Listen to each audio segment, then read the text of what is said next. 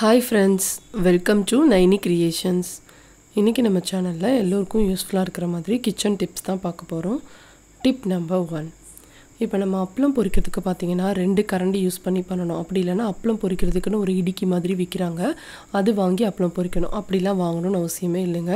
இந்த மாதிரி நம்ம வீட்ல எப்பவும் இருக்கிற ஃபோர்க் இருக்கு இல்லையா, அதை எடுத்து இந்த மாதிரி நீங்க அப்பளத்துக்குள்ள விட்டுக்கோங்க. இந்த மாதிரி விட்டுட்டு நம்ம எண்ணெய்க்குள்ள வந்து இந்த மாதிரி முக்கி எடுத்தோம் அப்படினா ரொம்ப சூப்பரா வந்து அப்பளம் வந்து 1 செகண்ட்ல நமக்கு சூப்பரா வந்து ஈஸியா வந்துரும். நம்ம கருகாம டக்குன்னு எடுத்துடலாம். ட்ரை பண்ணி பாருங்க. இந்த மாதிரி நான் இன்னொரு அப்பளம் செஞ்சு காமிக்கிறேன் பாருங்க. இந்த மாதிரி நல்லா விட்டுக்கோங்க. விட்டுட்டு நம்ம வந்து உள்ள விட்டோம் அப்படினா அது சூப்பரா வந்து புரிஞ்சு வந்துரும். சோ ட்ரை பண்ணி பாருங்க. Tip number 2. இப்போ நம்ம வீட்ல குழந்தைங்க இருந்தாங்க அப்படினா அவங்க என்ன பண்ணுவாங்க அப்படினா ஸ்விட்ச் போர்ட்ல ஈர கையோட வந்து ஸ்விட்சை வந்து ஆன் பண்ணுவாங்க. அப்படி பண்றப்போ நமக்கு அது சேஃப்டி இல்லங்க. அப்படி சேஃப்டி இல்லாம இருக்கறப்போ நம்ம என்ன பண்ணலாம்னா இந்த டிப் ட்ரை பண்ணி பாருங்க. ரொம்பவே யூஸ்ஃபுல்லா இருக்கும். இந்த மாதிரி டபுள் சைடு டேப் இருக்கு இல்லையா, சோ அதை வந்து குட்டி குட்டியா அந்த மாதிரி கட் பண்ணி நம்ம வந்து 4 கார்னர்ல நம்ம வந்து ஸ்டிக் பண்ணிக்கலாம். அதுக்கு மேல ஒரு பேப்பர் இருக்குங்க. அதை வந்து எடுத்து விட்டுட்டோம் அப்படினா நம்ம ஈஸியா வந்து மேல வந்து இது பண்ணிக்க முடியும். சோ அதுக்கு மேல இருக்கிற எல்லா பேப்பர்ஸையும் நான் வந்து எடுத்துறேன், ரிமூவ் பண்ணிட்டேன். இந்த மாதிரி எல்லா பேப்பர்ஸையும் நீங்க ரிமூவ் பண்ணிக்கோங்க.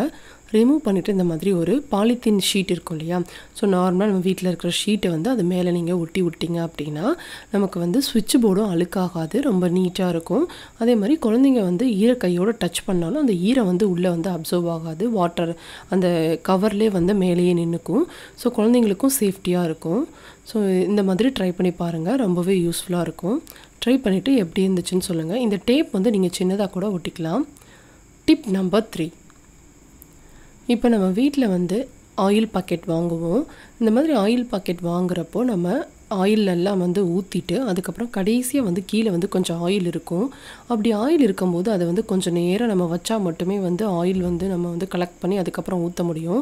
அதுக்கு பதிலா இந்த நம்ம ஆல்ரெடி கட் பண்ணிருக்கோம் இல்லையா, ஆயில் ஊத்துறதுக்கு கட் பண்ணலாம். அதுக்கு ஆப்போசிட் சைடுல இருக்கிற அந்த இதுல வந்து இந்த மாதிரி ஒரு 3 கட் பண்ணி விடுங்க.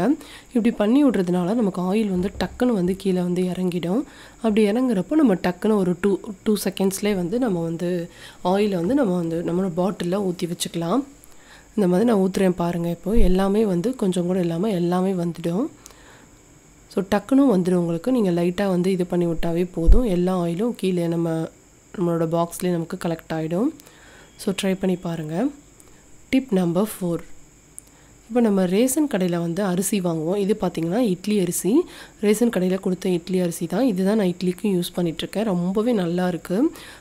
சோ இது வந்து பாத்தீங்கன்னா சில பேர் என்ன பண்ணுவாங்கன்னா ரேஷன் அரிசி ஸ்மெல் அதிகமா இருக்கு, கலர் வந்து ரொம்ப டல்லா இருக்கு, சோ வந்து எங்களுக்கு பிடிக்கல அப்படின்னு எல்லாரும் சொல்லுவாங்க. அந்த மாதிரி சொல்றவங்களுக்கு தாங்க இந்த டிப்பேவும். சோ ரேஷன் அரிசியை நம்ம ஊற வைக்கும்போது நீங்க எதுக்கு நீங்க சாப்பாட்டுக்காகட்டும் இல்லை எதுக்கு நீங்க செய்றீங்களோ அந்த எந்த ரேஷன் அரிசியா இருந்தாலும் அதுல வந்து கல்லுப்பு போட்டு நீங்க கழுவுனீங்களோ இல்லை கல்லுப்பு போட்டு நீங்க ஊற வைக்கிறதா இருந்தாலும் ஊற வச்சு இந்த மாதிரி கழுவி எடுத்தீங்க அப்படின்னா அதோட ஸ்மெல் ஆகட்டும் இல்லை வந்து அதுல வந்து ஸ்மெல் வரதாகட்டும் இல்லை வந்து அதோட கலர் இதாகிறதாகட்டும் எதுவுமே இருக்காதுங்க. சுத்தமாக போயிடும். நீங்கள் நல்லா தேய்ச்சி ஒரு டைம் நல்லா கழுவி எடுத்துட்டு அதுக்கப்புறம் செகண்ட் டைம் இந்த மாதிரி தண்ணியில் கழுவி எடுத்தீங்க அப்படின்னா அந்த ஸ்மெல் எதுவுமே இருக்காது. நல்லா அரிசியும் நல்லா பிரைட்டாக கடையில் வாங்கின மாதிரி இருக்கும். ஸோ ட்ரை பண்ணி பாருங்கள். Tip number 5. இப்போ பார்த்தீங்கன்னா நம்ம வீட்டில் வந்து இந்த மாதிரி கண்ணாடி பாட்டில் இருக்கும். அதோட லிட்டு பார்த்தீங்கன்னா நம்ம ஒரு டைம் டைட்டாக லாக் பண்ணிட்டோம் அப்படின்னா நம்மளால திறக்கவே முடியாதுங்க. எவ்வளோ தான் நம்ம ட்ரை பண்ணாலும் திறக்கவே முடியாது. ரொம்பவே கஷ்டமாக இருக்கும். ஸோ அந்த மாதிரி டைமில் இந்த டிப் ட்ரை பண்ணி பாருங்கள். ரொம்பவே உங்களுக்கு யூஸ்ஃபுல்லாக இருக்கும். இந்த மாதிரி ரப்பர் பேண்ட் 2 ரப்பர் பேண்ட் எடுத்துக்கோங்க. அது வந்து லிட்டோட மிடில் போட்டு நீங்கள் வந்து அழுத்தி ஒரு டைம் ப்ரெஸ் பண்ணி திறந்தீங்க அப்படின்னா டக்குன்னு ஓப்பன் ஆகிடும். ஸோ இதில் வந்து நம்ம அது கிரிப்பாக இருக்கிறதுனால டக்குன்னு நம்மளால் திறக்க முடியும். ஸோ அதுதான் இந்த டிப்புங்க. ஸோ இது வந்து நீங்கள் எல்லா விதமான மூடிக்கும் பிளாஸ்டிக் மூடிக்கு நீங்கள் யூஸ் பண்ணிக்கலாம். ட்ரை பண்ணி பாருங்கள். ரொம்பவே யூஸ்ஃபுல்லாக இருக்கும் இந்த ட்ரிப்பு. ட்ரை பண்ணி பார்த்துட்டு எப்படி இருக்குன்னு சொல்லுங்கள். Tip number 6. இப்போ நம்ம வீட்டில் இந்த மாதிரி வந்து ஒரு பிளாஸ்டிக் வேஸ்டான ஸ்வீட்டுக்கு வந்ததோ இல்லை டேட்ஸுக்கு வந்ததோ எந்த ஒரு பிளாஸ்டிக் பாக்ஸாக இருந்தாலும் நீங்கள் எடுத்துக்கோங்க. இது ரொம்பவே யூஸ்ஃபுல்லாக இருக்குங்க. தூக்கி போட்டுறாதீங்க. இந்த மாதிரி பாக்ஸை நான் ஓப்பன் பண்ணுற மாதிரி இருக்கிற பாக்ஸ் எடுத்திருக்கேன். நீங்கள் தனியாக வந்து செப்பரேட்டாக லிட் இருக்கிற பாக்ஸ் கூட நீங்கள் எடுத்துக்கலாம். இந்த மாதிரி நம்ம அந்த கீழே சைடில் பாக்ஸோட சைடில் நம்ம இந்த மாதிரி ஹோல்ஸ் போட்டு எடுத்துக்கலாங்க. நீங்கள் எத்தனை ஹோல்ஸ் வேணால் போட்டுக்கலாம். இந்த மாதிரி நான் ஒரு 2 ஹோல்ஸ் மட்டும் போட்டு காமிச்சிருக்கேன். நீங்கள் இதில் ஒரு 5 ஹோல்ஸ் கூட நீங்கள் போட்டுக்கலாம். அதுக்கு தகுந்த மாதிரி நீங்கள் போட்டு எடுத்துக்கோங்க. ஃபஸ்ட்டு வந்து கத்தியில் லைட்டாக ஹீட் பண்ணிட்டு லைட்டாக ஒரு ட்ரில் மாதிரி பண்ணிவிட்டு அதுக்கப்புறம் வந்து நீங்கள் வந்து அதில் கட் பண்ணிவிடுங்க. சுவரில் வந்து இந்த மாதிரி 2 செல்லோ டேப் மாதிரி ஒட்டிட்டு டபுள் சைட் டேப் இருக்கும் இல்லையா, ஸோ அதை ஒட்டி விட்டுருங்க. இந்த மாதிரி உள்ள பாக்ஸை வந்து வச்சு இப்படி ஒட்டி விட்டுருங்க. ஒட்டி விட்டுட்டு நல்லா டைட்டாக ஒட்டி விட்டுட்டு இந்த மாதிரி ப்ரஷ் இருக்கும் இல்லையா, நம்ம வீட்டில் ரெகுலராக நம்ம வந்து ப்ரஷ் பண்ணுற ப்ரஷ்ஷை வந்து நம்ம இந்த மாதிரி வச்சுக்கலாம். இதுக்கு கடையில் போய் அதிகமாக விலை கொடுத்து நீங்கள் ஆர்கனைசர் வாங்கணும்னு அவசியமே இல்லை. இந்த மாதிரி சிம்பிளாக நீட்டாக நம்ம வீட்டில் நம்மளே வந்து கொசு எதுவும் வராத மாதிரி, எந்த ஒரு டஸ்ட்டும் ஆகாத மாதிரி நம்ம சூப்பராக நம்மளே செஞ்சு வச்சுக்கலாம்.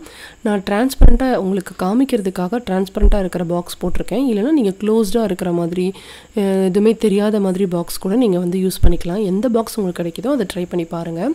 ட்ரை பண்ணிவிட்டு எப்படி இருந்துச்சுன்னு சொல்லுங்கள். தேங்க்யூ ஃபார் வாட்சிங்.